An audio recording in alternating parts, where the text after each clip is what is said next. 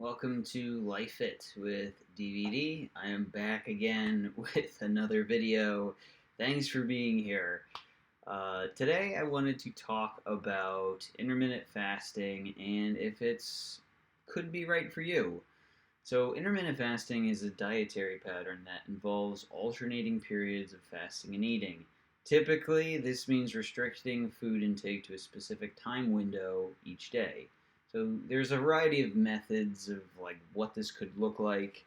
There's a 16-8 method, which means fasting for 16 hours and then eating within an 8-hour window. There's also a 5-2 method or 5-2 diet, which means eating normally for 5 days per week, but then restricting the calorie intake to about 500 to 600 calories for 2 non-consecutive days. There's also the eat, stop, eat method, which involves fasting for over 24 hours once or twice per week. So I've only done one of these methods, which is the 16-8 window, and it's worked out really well. I've been doing it for three years now, and there's just been a ton of benefits to it. I started with the 16-8 window where I began to eat around 12 p.m. each day, and then I would stop eating around 8 p.m. Yet I felt pretty good after I got to 12 p.m. for after a few weeks. So I'm like, let's just kind of wind the window down a little bit to see if I feel any additional benefits from shortening the window. So I was able to work that down to about 4 p.m. to 8 p.m., so a 4-hour window. And sometimes I even do 5 p.m. And keep it within a 3-hour window. So I realize that this is, maybe a little bit more extreme. You can do whatever works for you, but there's a lot of different benefits to, shortening the window. And it's important to play with it and not also do what works for you with your day, because not every single day you're going to be able to do a 4-hour window or something shorter.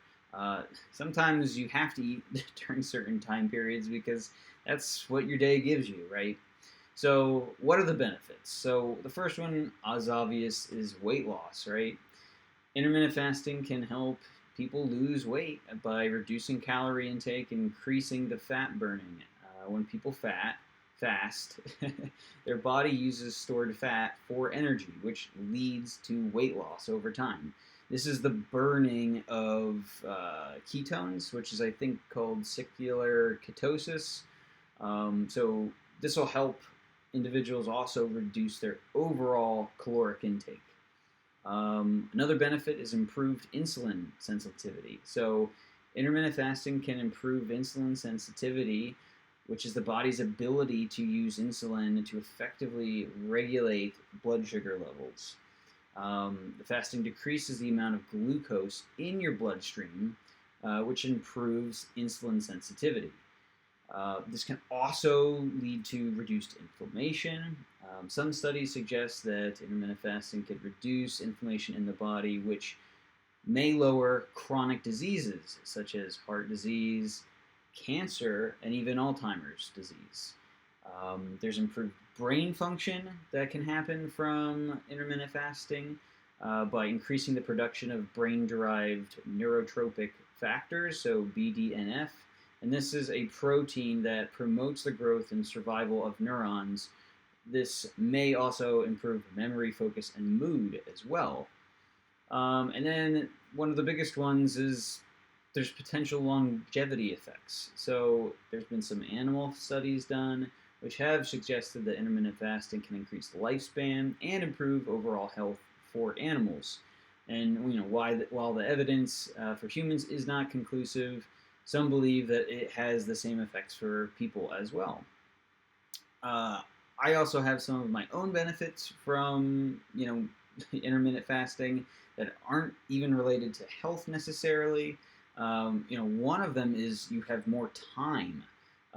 When you're not spending all of your time thinking about when you're going to eat what you're going to eat, how it's going to fit into your day, then you have much more time to do the work that you want to do. Um, and this might not be for everybody, but when things are defined, where it's like, yeah, I'm not going to eat until this period of time, it just becomes so much easier and liberating to think about the things that are more important during your day to get done, right? And it also leads to more energy as well. And this might be a little bit surprising, but when you're not eating all of the time, and some people think, oh, you need to snack to get a little bit more energy. Well, this is what happens when you go into the process of ketosis, and I think this starts around 12 hours into not eating, is your body starts to, since all of the blood sugar starts to get cleared, or all of the complex carbohydrates and all of that stuff is broken down, you then can begin to start burning your fat for fuel. And when this starts to happen, it is a much more efficient form of energy, and it breaks down quite quickly. So when this is happening, your body is actually able, instead of breaking down food that might be processed in your gut and your stomach and all of that, your body begins to heal itself because there's nothing internally that it needs to process. And this is really where the magic happens, because I've noticed throughout the intermittent fasting that I'm less sore after I work out or lift weights or do anything like that. I heal quicker. Things within my body seem to improve and regenerate quicker. And this is also supported by research as well. Some have found that human growth hormone, the levels skyrocket as much as 5 times as normal when you're intermittent fasting. And I've seen different stuff about this, of like when this happens, like what hour this happens into your fast, but it can differ for everybody, right? And of course, human growth hormone has benefits, such as improving muscle gain and weight loss. It also improves cellular repair. So this includes autophagy, where cells digest and remove old and dysfunctional proteins that build up. So if you have like a previous injury or others, diseases that might kind of be sort of mysterious, you don't know where it's coming from or what's going on, arthritis, degenerative things, it might be worth trying intermittent fasting to see if your body can start to repair that area that maybe you're spending too much time eating to the point that your body isn't able to heal quick enough. And of course, we all need to eat, so it's like ease into it. When I started my 16 8-hour fasts, it was hard. It was, I skipped breakfast, and that was not easy at first. But it took a few weeks before I got used to it, and then I'm like, oh, I can actually edge this back into a smaller window. And now going, into a 3-hour window is actually not hard at all. So, so this is why it works for me. I've done a few 3-day fasts as well. And from doing these, I noticed that the first 24 hours aren't too hard. Going to sleep hungry on the first day is a little bit, psychologically challenging. And the second day is not too bad as well. But after you get past the 36-hour window, things really start to kind of get a bit harder. You start to have some cravings of like, ooh, I can't wait until I eat this. And it becomes more of a mental and psychological battle that going into the third day really amplifies, because you start to lose quite a bit of energy. I'm sure this balances out eventually. I know some people that have done it for a week, have even done it for a month. This is also liquid fasting as well. Um, Non-liquid fasting is a much different thing that I won't even get into here. But I did a 3-day liquid fast and a few times, and it's worked out, decently for me. But towards the end of those 3 days, I was getting a little weak in the knees, and it wasn't feeling as good. And I was ready to eat, that's for sure. But the cool thing about it is, even though my body was getting physically, less energized, I had a clarity of mind and awareness, a sharpness to everything that was going on, where I felt like I was like thinking very clearly at the time. Despite the cravings for food and wanting to have my next meal. And I think that's really getting into the kind of instinctive biological survival processes that we all naturally have as well, where, hey, when is the next meal going to be? Let's sharpen our senses so that, we can hunt. So those are just some of, unique things that had happened to me when I did the 3-day fast. But doing the intermittent fast, for 20, 21 hours has worked really well for me over the past 3 years. And I feel great from it. I think it's helped to resolve a lot of different, muscular things, potentially even hormonal things. And it's just been a really good boon for my health overall, that I would suggest that everybody try out. I do realize that everybody is different. I don't think there is a one-size-fits-all approach to anything when it comes to your health. If you have a doctor that you go to, check with them to see if that would work for you.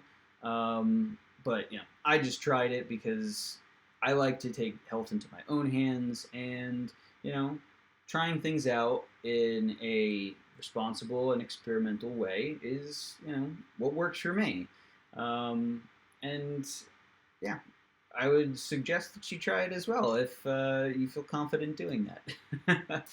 But once again, I think there's a lot of benefits to it that I've outlined here, especially some of the degenerative diseases that it seems like so many people have nowadays, that they make excuses for themselves around, like, oh, I can't do this because of this or that. Well, why don't you just try this? Try something new that, maybe you haven't thought of before, because there are people that have had success with it. Now, I would also suggest to do more research around it. I had done a bunch of research around it before I started, so this is just an overview here. But if you have any questions, feel free to reach out to me in the comments. Let me know if you've tried intermittent fasting. Don't know why you're here, but that would be cool here. Cool to hear as well what has happened for you. Some of the positive benefits from it.